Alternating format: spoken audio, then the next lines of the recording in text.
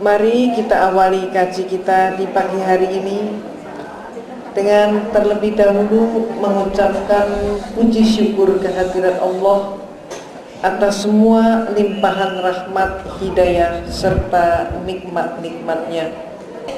Ibu-ibu yang saya hormati dan sekaligus yang saya cintai, alhamdulillah atas perkenan Allah kita dapat berjumpa dalam keadaan sehat walafiat tanpa kurang suatu apapun. Dalam kesempatan ini saya ingin menyampaikan sebuah topik, yaitu tentang strategi pendangkalan akidah, agar supaya kita mampu mengantisipasinya. Dan sebagai latar belakang, saya menyampaikan hal ini disebabkan karena pengetahuan saya, dan pengetahuan saya itu erat hubungannya dengan latar belakang kehidupan saya yang insya Allah berbeda dengan ibu-ibu pada umumnya. Seringkali saya menerima julukan sebagai seorang mantan kafir, dan dengan julukan itu saya katakan alhamdulillah. Kenapa? Karena mantan kafir itu adalah orang yang mendapatkan hidayah Allah. Maka saya katakan alhamdulillah. Sedangkan kalau mantan santri, naudzubillah, karena dia bukan mendapat hidayah Allah, tapi sebaliknya dia mendapatkan laknat Allah. Saya disebut sebagai mantan kafir itu karena saya mempunyai perjalanan hidup yang berbeda dengan ibu-ibu. Tepatnya saya ini adalah sebagai mantan biarawati. Insya Allah ibu-ibu tahu kan yang disebut biarawati, insya Allah pernah kenal. Pernah kenal kan Bu? Minimal kenalnya melalui telenovela Meksiko. Biasanya ibu-ibu menjelang maghrib itu kan? Betul kan? Saya pagi jam 9 juga ada? Nah tuh, malah saya baru ngerti. Pengalaman saya kurang lebih 2 minggu yang lalu, ada ibu-ibu majelis taklim yang mengantar saya pulang. Dia mengusulkan, Ustadzah, kami sholat maghrib di Ustadzah aja ya. Saya katakan alhamdulillah begitu. Saya senang sekali malah kalau ibu berkenan untuk menemani saya berbuka puasa. Dan kemudian naik karena ruangan saya di atas. Setelah itu ternyata ibu-ibu tadi menyatakan, Ustadzah boleh dong sambil nonton TV? Ya boleh aja. Rupanya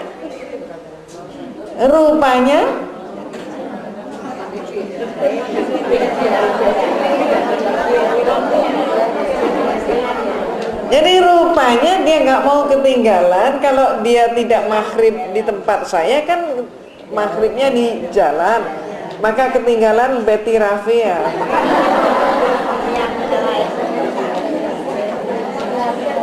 Mama, saya baru ngerti juga, saya baru tahu bahwa ternyata menurut ibu-ibu tadi, Ustadzah, Betty Rafia sekarang cantik loh, nggak seperti dulu katanya. Betul Bu? Rupanya ibu-ibu juga banyak nih yang nonton Betty Rafia. Sebenarnya yang nonton Betty Rafia itu khusus ibu-ibu atau bapak-bapaknya juga? Termasuk bapaknya ya. Luar biasa. Nah, itulah contohnya. Saya masuk biara menjadi seorang biarawati dan saya katakan alhamdulillah. Kenapa? Karena justru di biaralah untuk pertama kali saya berkenalan dengan Islam. Tepatnya dari semua mereka yang masuk biara itu hanya ada 2 orang saja. Satu adalah diri saya dan seorang teman lagi, yang kami berdua ini diberi tugas khusus, yaitu untuk kuliah di biara dan sekaligus untuk kuliah di Institut Filsafat Teologi, yang di dalam agama Katolik disebut Seminari Agung, yaitu pendidikan akhir pastor. Sampai pada klimaksnya Saya bertanya kepada seorang dosen sejarah gereja, saya katakan, Pater, menurut semua literatur yang saya pelajari dan kuliah yang saya terima, ternyata Yesus yang oleh umat Islam disebut Nabi Isa alaihissalam, ternyata Yesus itu baru menjabat sebagai seorang Tuhan, diberi jabatan Tuhan. Peristiwa itu terjadi tahun 325 Masehi. Jadi sebelum tahun 325 Masehi, Yesus belum jadi Tuhan. Yang melantik Yesus jadi Tuhan adalah seorang kaisar Romawi namanya Konstantin. Dan pelantikannya terjadi di sebuah kota yang namanya Nizea. Maka disebut konsili. Konsili ini dalam bahasa Latin Romawi artinya adalah konferensi, atau bahasa lain muktamar. Jadi muktamar tapi bukan untuk memilih ketua partai atau memilih ketua ormas, tapi untuk melantik Tuhan. Maka disebut konsili Nizea tahun 325 Masehi. Ini adalah saat pertama kalinya Nabi Isa alaihissalam mereka sebut dengan istilah Tuhan. Terus saya tanyakan pada dosen saya, apa benar sejarahnya seperti itu? Dia bilang benar. Dia tanya kenapa? Maka saya jawab, kalau demikian kesimpulan saya, Yesus itu bukan Tuhan, tapi manusia yang dipertuhankan oleh manusia. Dan penuhanan ini tidak sah. Nah, sayangnya sampai hari ini 95% umat Israel nggak ngerti sejarah gereja mereka. Pikir mereka Yesus itu sejak lahir namanya Yesus. Ya bukan. Pikir mereka Yesus itu sejak dulu adalah nama Tuhan. Tuhan namanya Yesus. Salah. Nah, kenapa kristenisasi dan pemurtadan di tanah air kita sekarang marak sekali? Ibu pernah baca kan di Sabili, kemudian di Republika, bagaimana umat kita termasuk yang dari Gorontalo disekap, dikristenkan, bagaimana ustadz-ustadz di Padang 40 orang katanya sudah menjadi penginjil dan sebagainya. Nah, kalau kita kemudian mempertanyakan mengapa sampai hal itu terjadi dan di Indonesia ini marak dengan pemurtadan dan kristenisasi, maka jawabannya orang Kristen nggak ngerti sejarah gereja, sehingga mereka pun banyak yang ngotot, tong kosong nyaring bunyinya. Sedangkan sayangnya kita umat Islam juga nggak ngerti.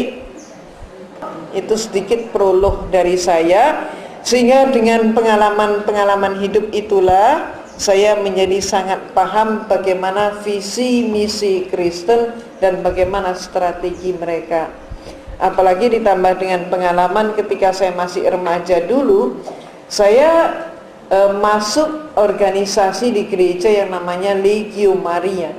Legio ini dari kata legion, itu sebelum saya masuk biara. Legio Maria, legio dari kata legion, legion adalah tentara atau serdadu Maria. Visi dan misinya adalah untuk mencari domba tersesat. Jadi maaf, ya Bu, betul, termasuk diri saya dan ibu-ibu seluruhnya ini termasuk domba tersesat. Dan inilah yang dijadikan sebagai target untuk dikristenkan. Nah, itulah ibu-ibu yang harus kita pahami. Jadi visi misi Legio Maria mencari domba tersesat.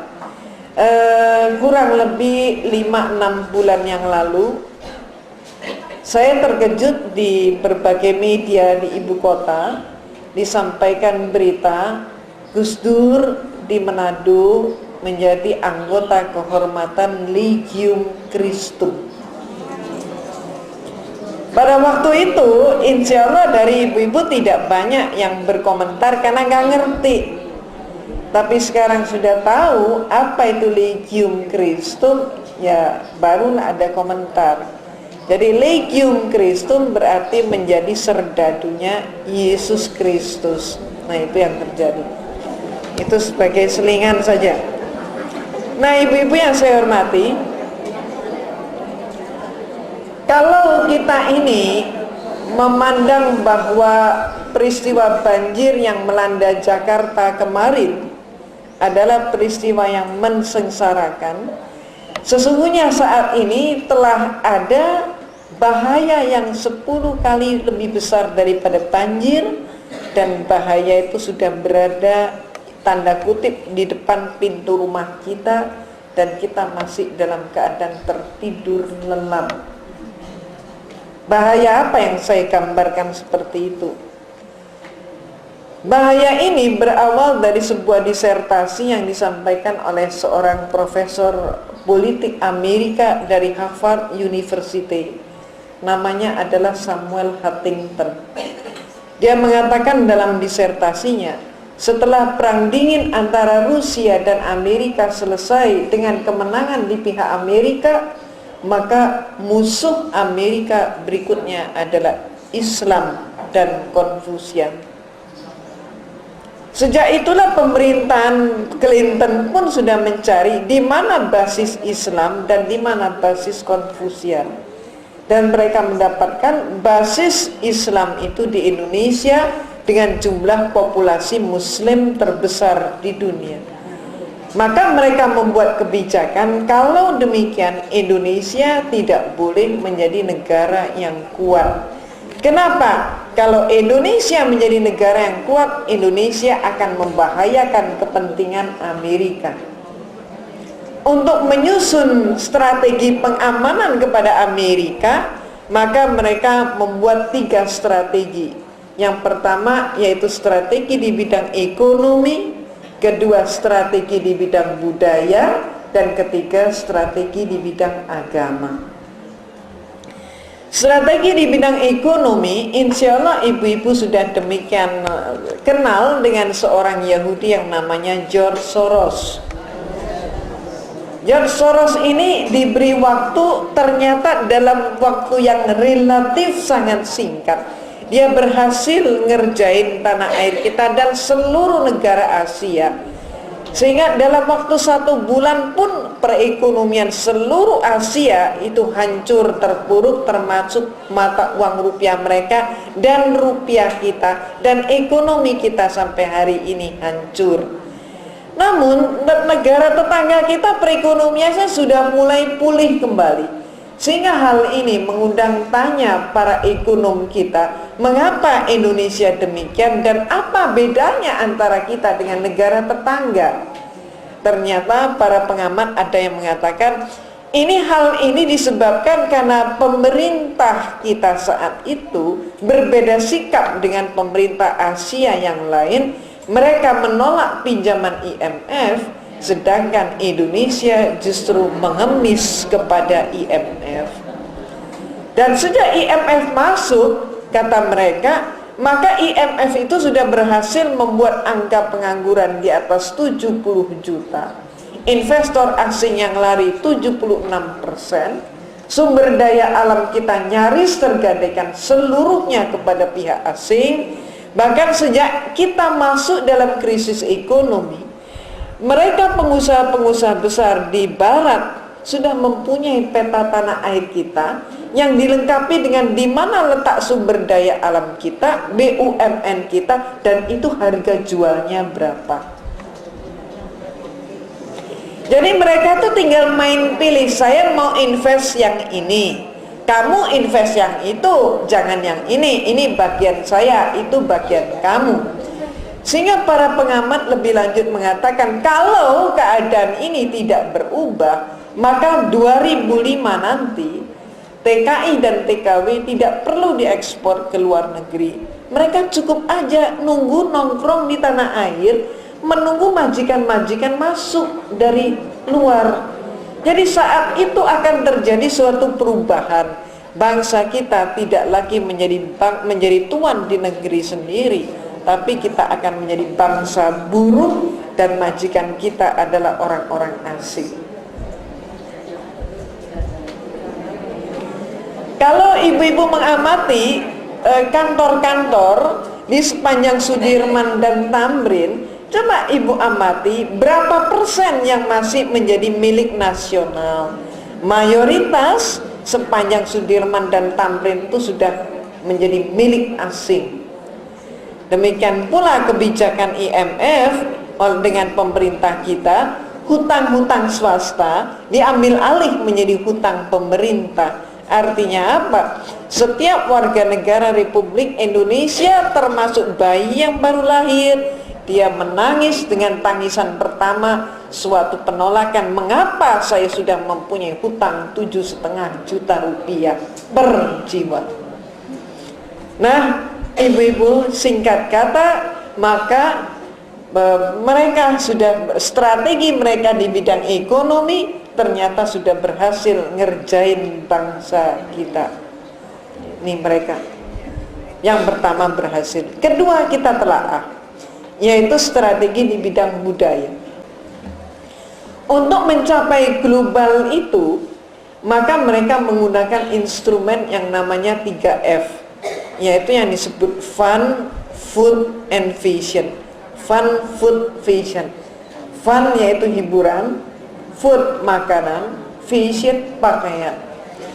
Karena kita sudah masuk dalam tahun 2002, dalam pertengahan tahun 2002, coba kita analisis sampai di mana keberhasilan mereka.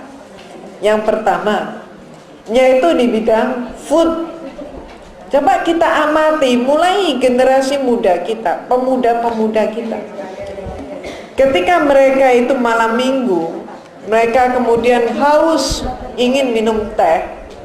Coba kira-kira mana alternatif mereka pilih? Ada dua, masuk ke kafe atau masuk ke warung. Mana kira-kira yang dipilih? Kafe.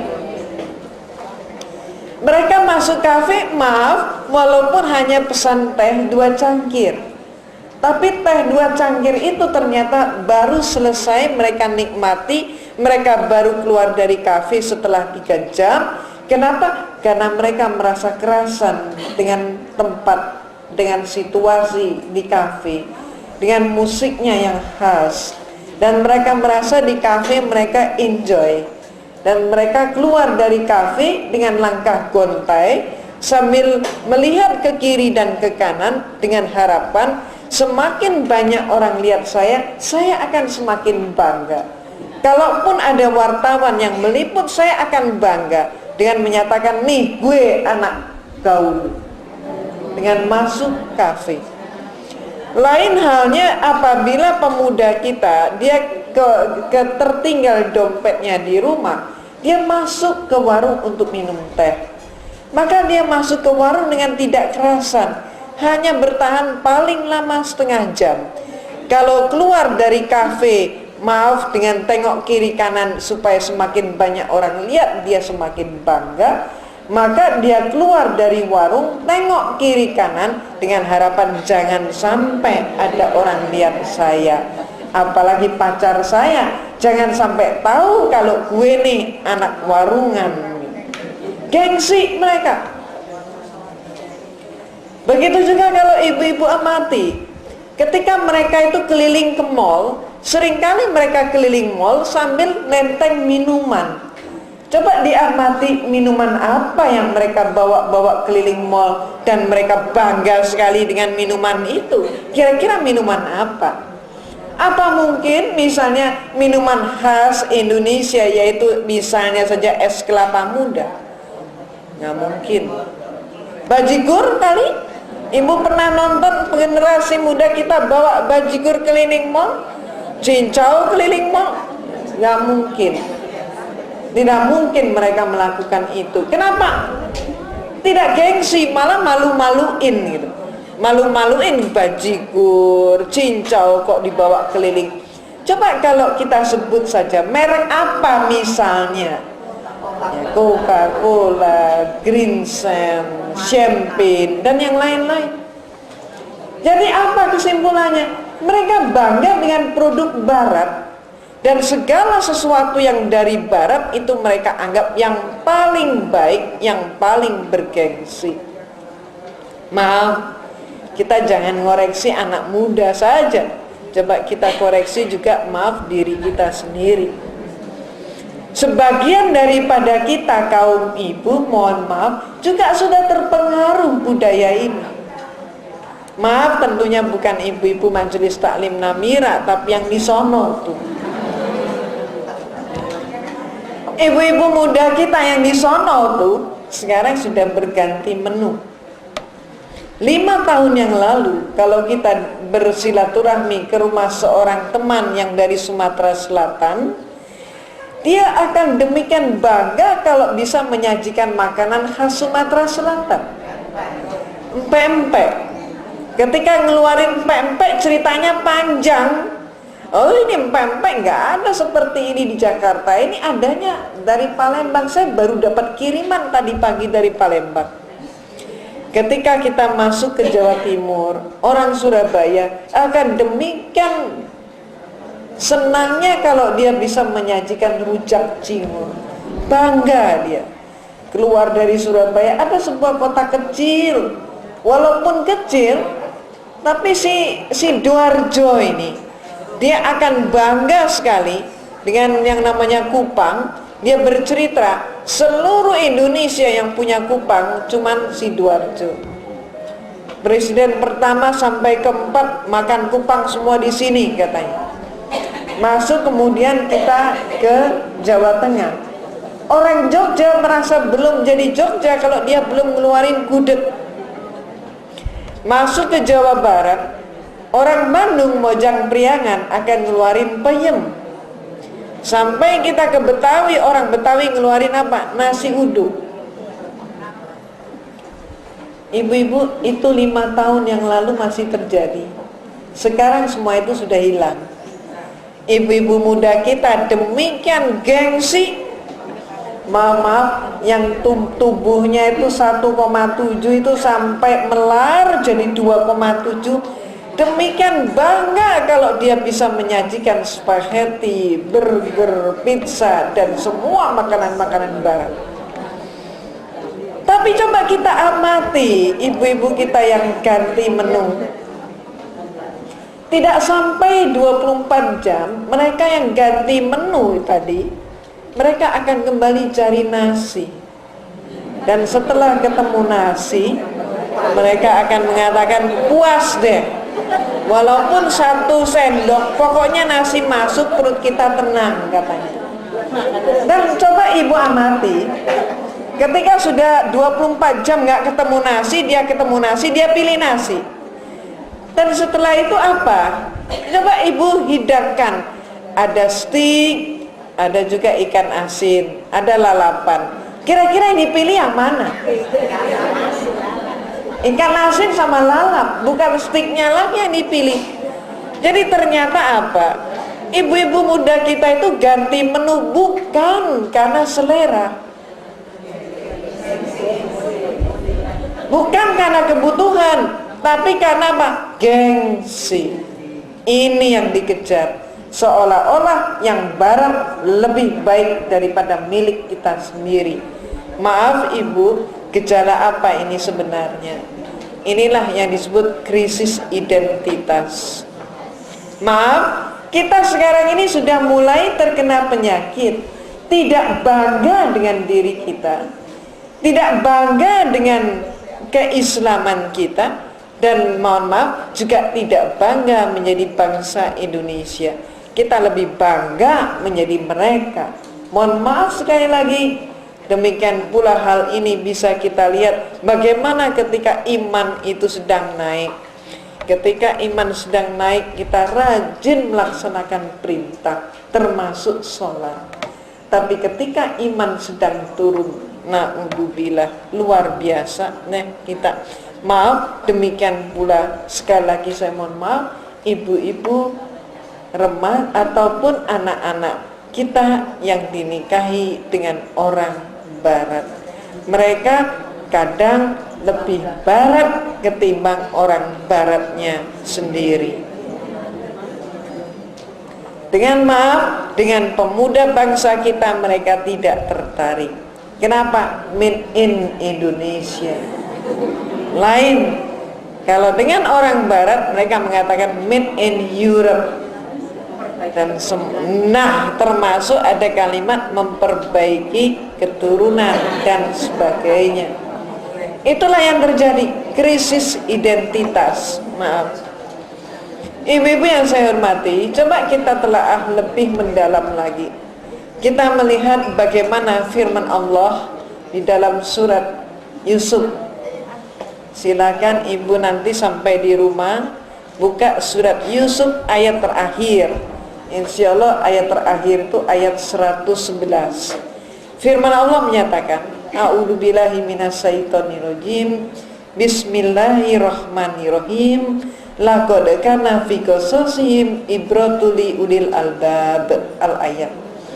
Sesungguhnya pada kisah-kisah mereka itu terdapat ibrah yang berguna bagimu.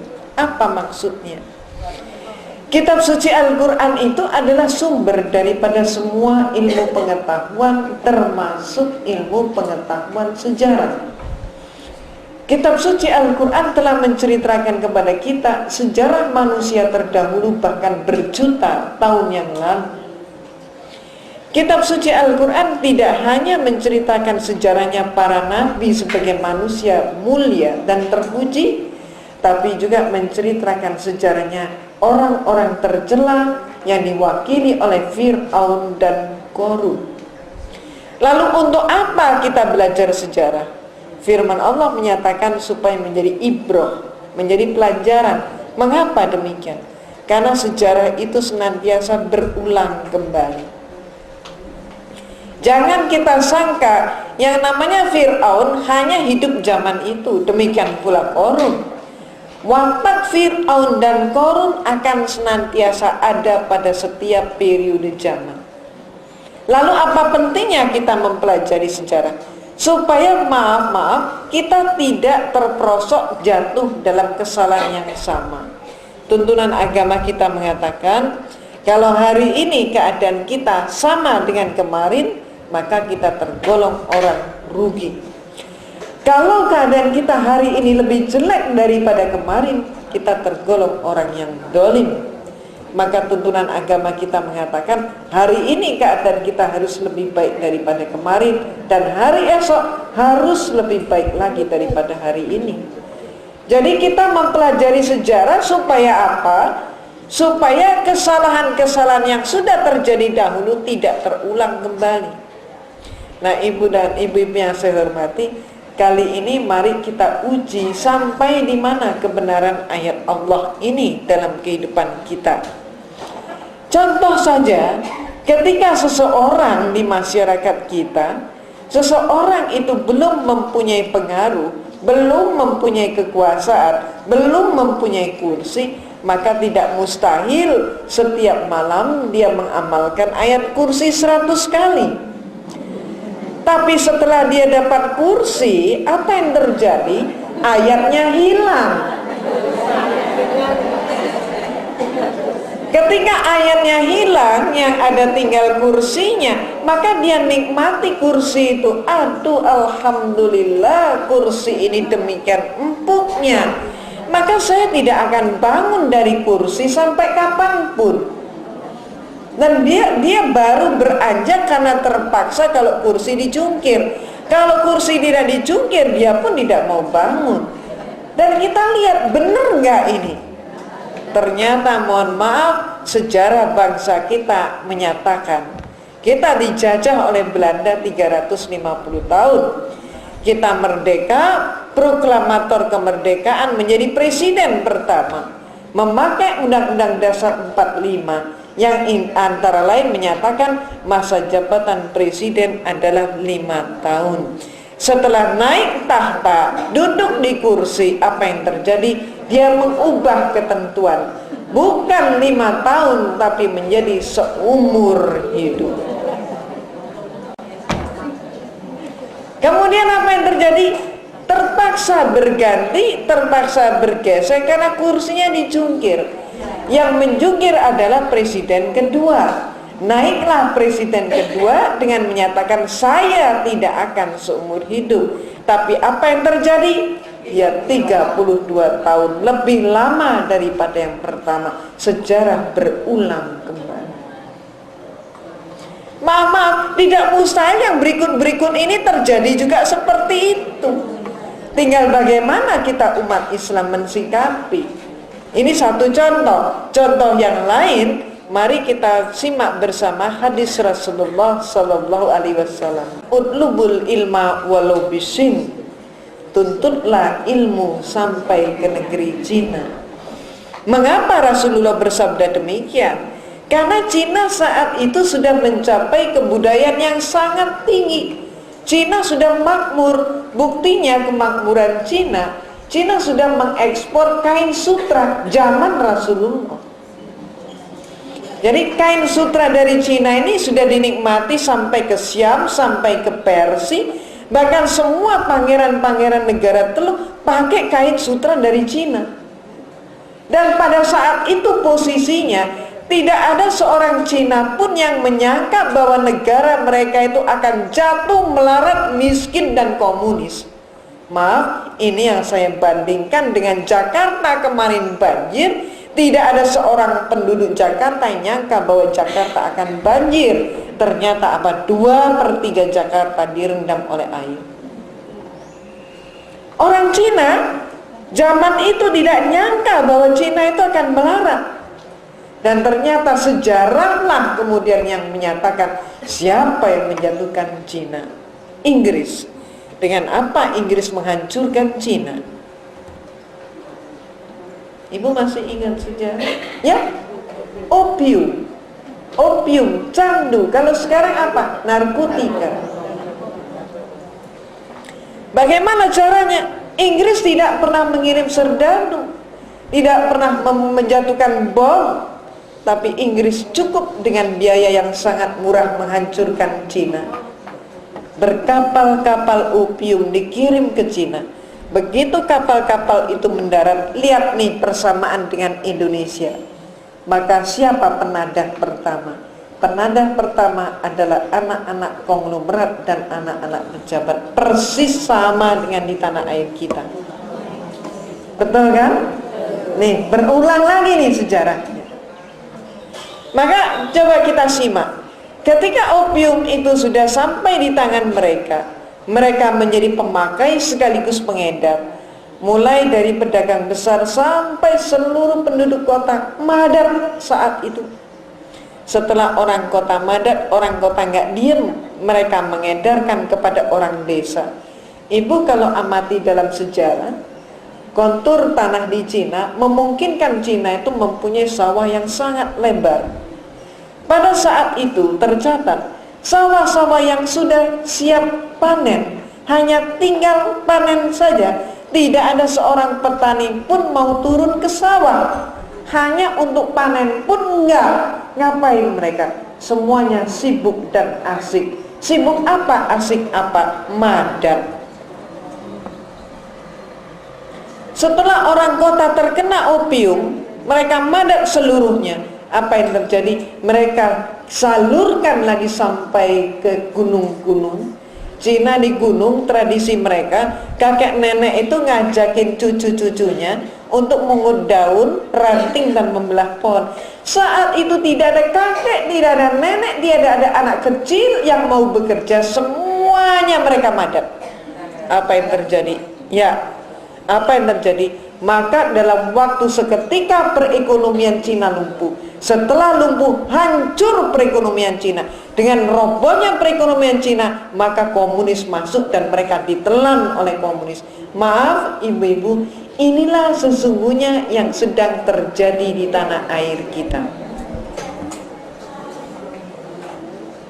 Ini tadi yang saya katakan, ada bahaya yang lebih besar 10 kali daripada banjir. Dan itu sedang terjadi di tanah air kita. Cuman kita sedang tidur, tidak tahu kita.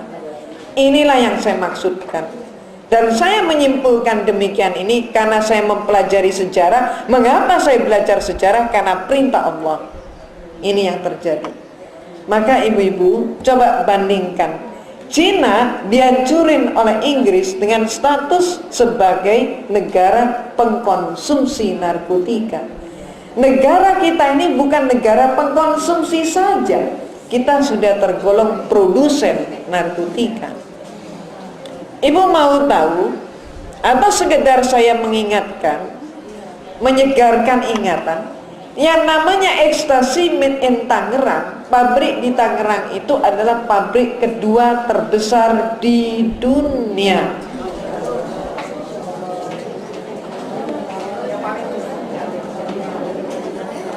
Jadi ibu-ibu, produksi Tangerang itu satu hari 350.000 pil. Itu belum produksi dari Jakarta sendiri, belum lagi produksi dari Bandung, dari Surabaya, dari Medan, dari Semarang dan lain sebagainya. Itu dia sudah 350.000 pil per hari, yang menurut Badan Penelitian Obat-obatan Terlarang dari Amerika, ekstasi made in Tangerang adalah ekstasi kelas wahid yang sama dengan Inex made in Holland. Padahal satu butir Inex itu 50-60 ribu rupiah.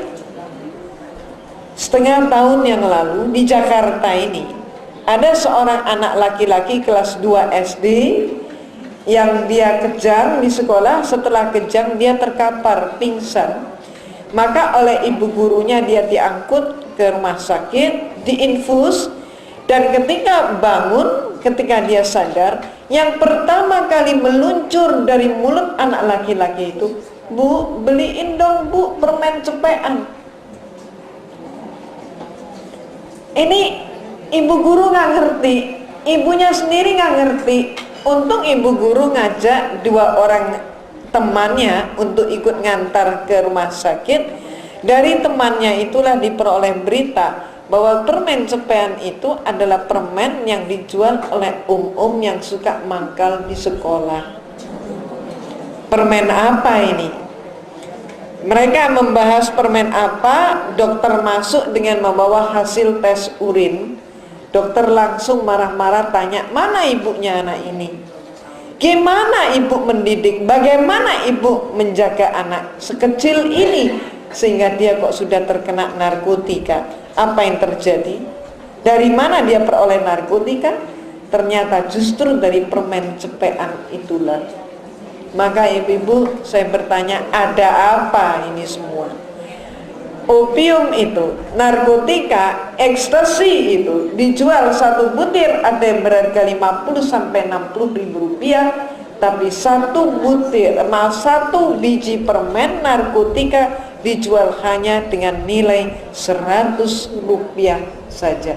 Ada apa ini sebenarnya? Inilah yang disebut penghancuran suatu generasi dengan harga yang sangat murah.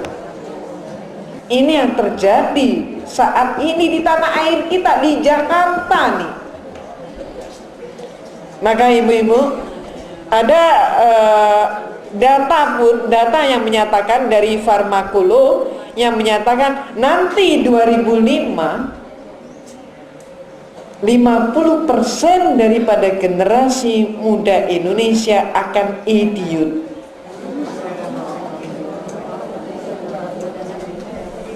Jadi dikatakan remaja Indonesia tahun 2005 50% idiot. Kalau memang data ini benar, sangat memprihatinkan. Inilah penghancuran sebuah generasi dengan harga yang sangat murah. Kalau senjata mahal, tapi cara ini mereka sendiri cari duit, cara mereka merusak diri sendiri. Dan itulah yang terjadi. Nah ibu-ibu yang saya hormati, sudah kita ini dilanda yang namanya narkotika, dan disemarakkanlah narkotika itu dengan pornografi. Seorang anak itu hanya butuh uang 3.000, beli sepanjang glodok itu di pinggir jalan, dapat itu visi porno, hanya cukup 3.000 rupiah. Upaya perang terhadap pornografi itu sudah dikumandangkan dan sudah perang kita. Maka pernah 2 bulan yang lalu Depak mengundang tokoh-tokoh berbagai agama dan semua datang kecuali dari satu kelompok yang tidak datang. Ini saya baca di Republika di kolom resonansi, si penulis menyatakan yang tidak pernah mau datang, tidak pernah mau tahu, tidak pernah mau perang dengan pornografi ternyata adalah tokoh-tokoh pemuka Kristen. Barangkali, kata si penulis, karena mereka pun menghitung toh yang terkena korban pornografi itu adalah umat Islam. Jadi ngapain repot-repot? Toh mereka tidak terkena. Yang terkena adalah umat Islam, ya sudah biarin saja. Ini tanda dengan question mark, suatu pertanyaan, apakah ini memang benar demikian? Nah, ibu-ibu yang saya hormati, jadi apa yang terjadi dengan skenario kedua, yaitu di bidang budaya, mereka pun sudah berhasil ngerjain bangsa kita, terutama menghancurkan generasi muda kita. Kemudian yang ketiga adalah penghancuran melalui agama. Di tanah air kita sudah berlangsung program pemurtadan dan kristenisasi. Mereka mempunyai program jangka panjang, juga mempunyai program jangka pendek. Dalam program jangka panjang mereka membuat program 50 tahunan. Untuk program jangka pendek mereka membuat 5 tahunan. Saat ini mereka sedang membidik 3 suku untuk dimurtadkan secara massal, yaitu dari Betawi, Sunda, dan Banten. Padang, Betawi, dan Sunda. Padang, Betawi, dan Sunda. Mereka sudah mengklaim mengkristenkan 40 ustadz dari Padang, dan sekarang mereka sudah jadi penginjil. Kalau ibu-ibu mengamati televisi, maka ketika perayaan Paskah di gereja, perayaan Paskah di televisi itu, mereka tidak lagi memakai bahasa nasional, tapi mereka antara lain memakai bahasa Sunda dan bahasa Cirebon. Jadi Cirebon pun saat ini sedang diincar untuk dikristenkan oleh mereka. Kenapa? Karena Cirebon ini mempunyai kesultanan, kasepuan maupun kanoman yang didirikan oleh Sunan Gunung Jati. Jadi mereka ini berusaha untuk merebut simbol. Kalau kesultanan itu berhasil diwarnai, dikristenkan, maka mereka akan klaim bahwa mereka telah berhasil menguasai kesultanan atau kerajaan Islam di Indonesia. Ini yang mereka perlukan. Ibu masih ingat dengan saudara kita yang dari Madura? Orang Madura kan terkenal dengan Islamnya yang kental. Walaupun mohon maaf, barangkali di antara mereka ada yang sholat cuma setahun sekali, tapi mereka akan sangat tersinggung kalau dikatakan tidak Islam. Apa yang terjadi? Saat ini di Madura pun sudah ada gereja, bahkan sudah ada penginjil dari suku Madura. Jadi ini sudah merata di tanah air kita. Yang namanya program Jericho dan program Andalas mengatakan nanti 2004 populasi muslim di tanah air kita hanya bersisa 50% saja. Mudah-mudahan enggak, tapi enggak cukup mudah-mudahan. Apa yang harus kita lakukan? Kalau kita tetap tidur, hal itu akan terjadi. Nah, 2004 nanti mereka mengatakan muslim di tanah air kita akan bersisa 50%. Jadi yang kalau kita sekarang 75%, maka 25% dari kita akan dimurtadkan. Dan mohon maaf, kondisi tanah air kita yang mengalami krisis multidimensi itu juga akibat daripada umat Islam yang tidak paham Al-Quran. Ketika kemudian kaset ini 4 tahun yang lalu mereka pakai di Bekasi, untuk apa? Menipu 200 umat Islam. Mereka mengundang tokoh-tokoh masyarakat setempat untuk merayakan Idul Milad Nabi Isa alaihissalam. Katanya orang Islam di sana, di pinggir-pinggir, Ini pendeta yang satu ini kok lain daripada yang lain. Yang satu mah baik banget. Idil milad saja kok di gereja. Nah kalau sampai di gereja dipakai idil milad, maka kita yang Islam wajib dong toleransi. Kita harus bantu. Masuklah 200 orang ke gereja. Mereka datang, maka mereka pun mendapatkan hiburan, samroh, puji-pujian, berbahasa Arab, pakai rebana. Cuman bukan dari ayat Al-Quran, tapi dari kitab Mazmur Bible. Kemudian doa. Setelah doa apa? Diperdengar, mereka ada 4 sampai 6 orang, kadang 4, kadang 6 orang. Mereka bergantian baca yang namanya tilawatil Injil. Ketika orang Kristennya sendiri menjawab haleluya, umat kita yang 200 menjawabnya Allah. Kristen Ortodoks, Sikonisa Ortodoks Syria. Bahkan mereka itulah yang menyatakan, yang punya sholat bukan cuma umat Islam. Kami pun sholat. Umat Islam sholatnya 5 kali, kami 7 kali. Tapi bisa disingkat sampai 3 kali. Ketika mereka sholat, mereka pakai sajadah kita, pakai mukena kita, juga pakai takbir, ruku, sujud, i'tidal, salam.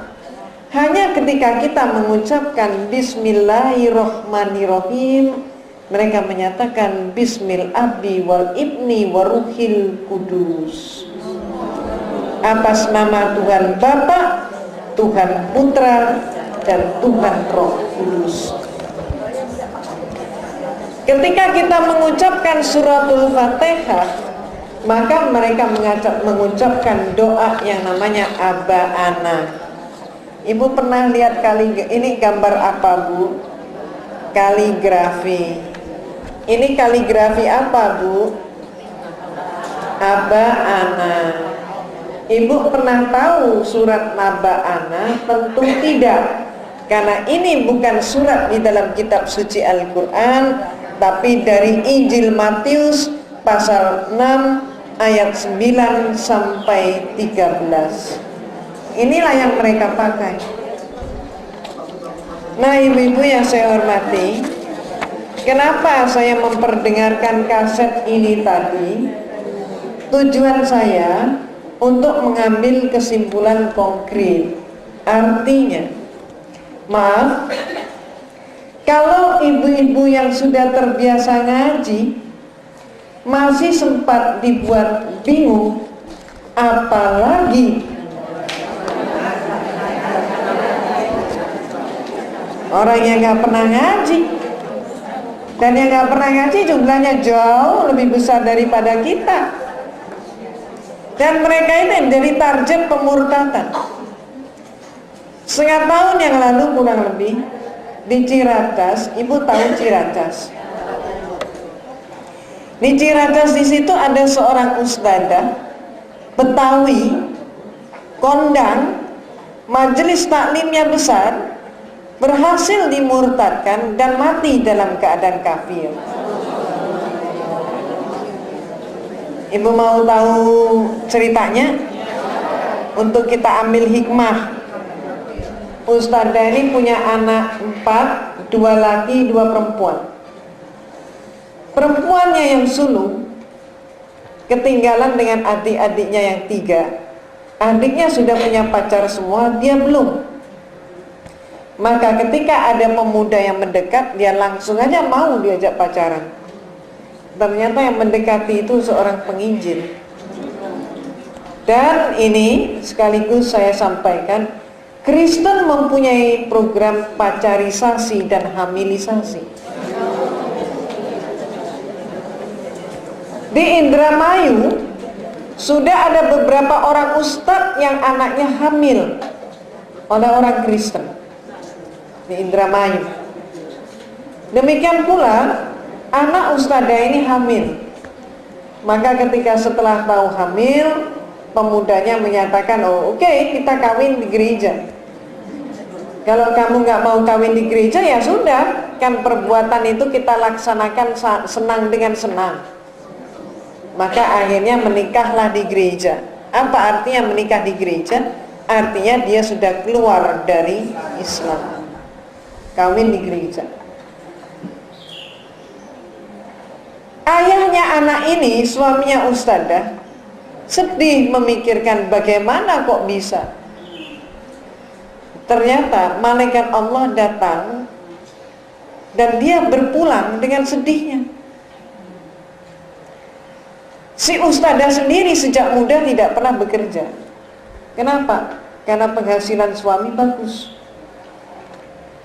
Tapi dengan suaminya meninggal, maka ustadzah ini tidak ada yang mensuplai, kebutuhan hidup tetap, uang keluar terus, masuk enggak.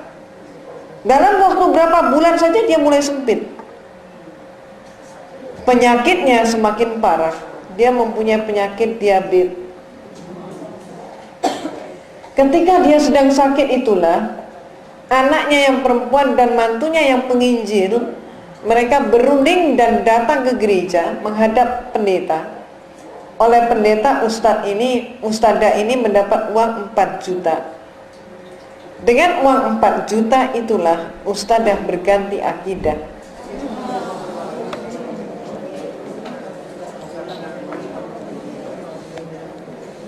Ternyata, maaf, terungkapnya bagaimana? Rumah ustadzah itu biasa dipakai untuk baca Yasin tahlil oleh jamaahnya. Suatu malam ketika seperti biasa mereka datang berduyun-duyun untuk baca Yasin tahlil, ustadzah ini mengatakan kepada ibu-ibu jamaah, "Ibu, udahlah bu, nggak perlu repot-repot." Katanya majelis taklimnya, "Lu ustadzah, kami kan nggak repot, ini kan ibadah." Ustadzahnya jawab lagi, "Sudahlah bu, percuma, nggak ada gunanya." Kata majelis taklimnya, "Ustadzah gimana sih? Kan kami juga cari pahala." Jawab lagi majelis, ustadzahnya jawab lagi, "Sudahlah bu, saya tuh sudah nggak sama, lain dengan yang dulu." Majelis taklimnya jawab lagi, "Ustadzah, kami mulai dulu sampai sekarang ya tetap nggak ada rubahnya." Ini rupanya ini ustadzanya lama-lama nggak sabar juga majelis taklim yang nggak ngerti-ngerti. Maka kemudian ustadzanya menjawab, "Bu, sekarang saya sudah menjadi Mahdalena." Dengan mengatakan nama Mahdalena, baru majelis taklim yang ngerti kalau ustadzanya sudah ikut anaknya jadi Kristen. Maka heboh majelis taklim itu. Ada yang nangis, ibu-ibunya, ada yang teriak, ada yang ngerangkul ustadzanya dengan mengucapkan 2 kalimat syahadat. Dirangkul begitu sambil dibisiki kalimat 2 syahadat. Ini si ustadzah ini dorong ibunya, bisiki tadi didorong sampai jatuh. Apa dia bilang? "Jangan bisikkan itu, panas untuk saya." Majelis taklim bubar dalam keadaan kacau. Ternyata uang 4 juta nggak sampai 3 bulan udah habis. Berapa sih 4 juta? 1 hari aja habis. Apa yang terjadi? Ustadznya penyakitnya semakin parah, dibawa ke rumah sakit, mati di rumah sakit. Karena dia sudah bukan muslimah, maka tidak diberi kain kafan, tapi sebagaimana lazimnya orang Kristen, kalau perempuan kan diberi pakaian pengantin. Berhubung ustadzah nggak punya pakaian pengantin, mohon maaf, ustadzah tadi diberi rok merah, matanya dikasih kacamata hitam. Ibu pernah ngeliat orang Kristen meninggal? Pernah ya? Pertanyaan saya, pakai kacamata hitam enggak? Tidak. Lalu kenapa ustadzah ini diberi kacamata hitam? Anaknya lah, anak perempuannya yang menjawab. Ibu mereka matanya tidak bisa terpejam, ngelotot.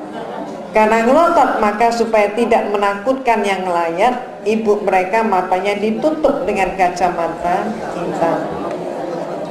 Ibu sedih ya?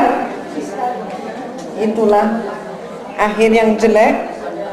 Moga-moga tidak ada satupun di antara kita yang demikian. Inilah ibu, saya mengetahui hal ini bukan mendengar, bukan tahu dari berita, tapi saya tahu karena saya diundang oleh ustadz-ustadz dan tokoh masyarakat di sana untuk menenteramkan majelis taklimnya ustadzah yang tadi itu. Setelah saya didatangkan di sana, masih juga saya diminta ke kelurahan sampai di kecamatan. Jadi saya tahu persis kejadian itu. Sehingga kemudian saya evaluasi, kenapa sih sudah bergelar ustadzah, kenapa masih bisa dimurtadkan? Apa yang terjadi? Ini yang kita ambil hikmah. Ustadzah itu memang benar-benar dia guru ngaji. Tiap sore dia ngajar ngaji. Tapi mohon maaf, sayangnya dia tidak ngerti apa yang dia kaji. Paham ibu? Paham ya? Jadi ustadzah itu memang guru untuk belajar baca tulis huruf hijaiyah. Sayangnya tidak paham apa yang dia baca dan apa yang dia tulis. Itulah sebabnya ibu, kenapa sih ayat Allah yang pertama kali turun namanya surat apa bu? Iqra. Iqra itu artinya apa? Bacalah. Bagaimana teknis membaca? Pertama, tentu kita baca hurufnya. Kita walaupun hanya bisa baca huruf, kita sudah dapat pahala. Kita sudah melaksanakan ibadah. Tapi jangan lupa, kita masih mempunyai kewajiban menuntut ilmu.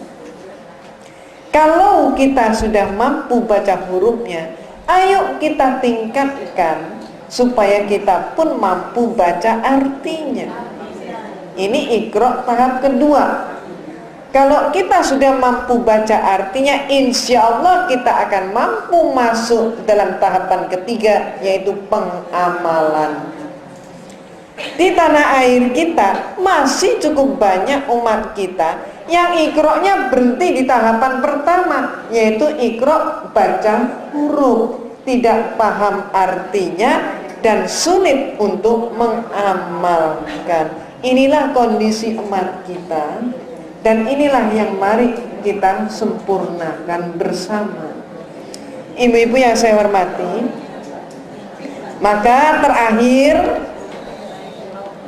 terakhir Kristen pun masih mempunyai satu program lagi.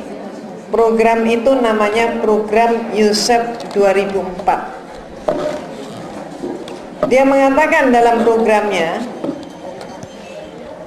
pemilihan umum 2004 nanti, Presiden Republik Indonesia harus Kristen.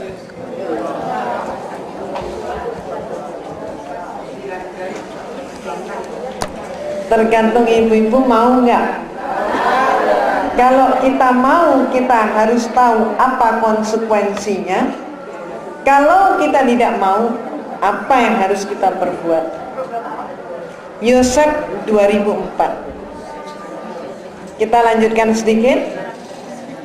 Maka mereka mengatakan, dengan program tadi, mereka mengatakan 2004 nanti populasi mereka Kristen sudah mengantongi suara 50 sampai 60 juta suara.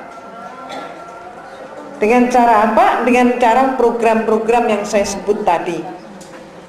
Sedangkan umat Islam 2004 nanti akan terpecah setidak-tidaknya 5 kelompok besar. 1. P3 dengan calon sendiri.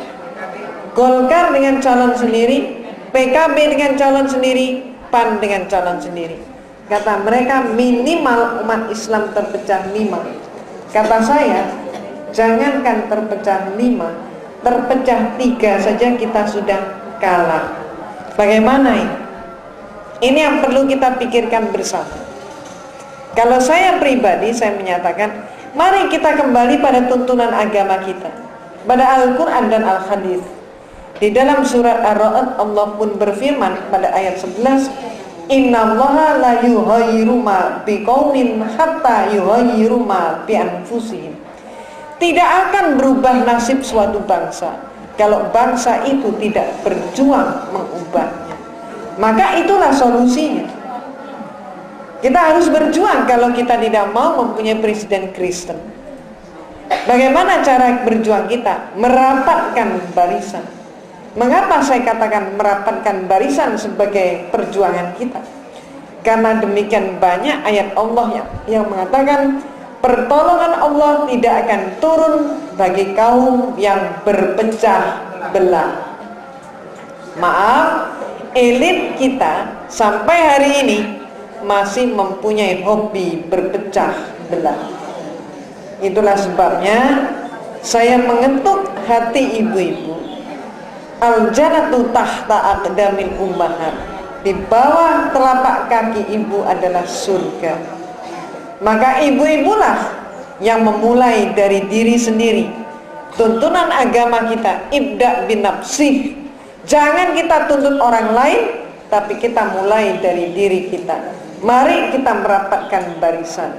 Insya Allah kalau kita mampu memelopori ini, bukankah potensi kita besar, jumlah kita lebih banyak, moga-moga umat ini pun akan mampu untuk rapat dalam satu barisan, sehingga umat Islam di tanah air kita akan terselamatkan. Ya Allah, ya Rabbi, ampunilah kami ya Allah, ampunilah suami kami masing-masing, putra putri dan cucu kami.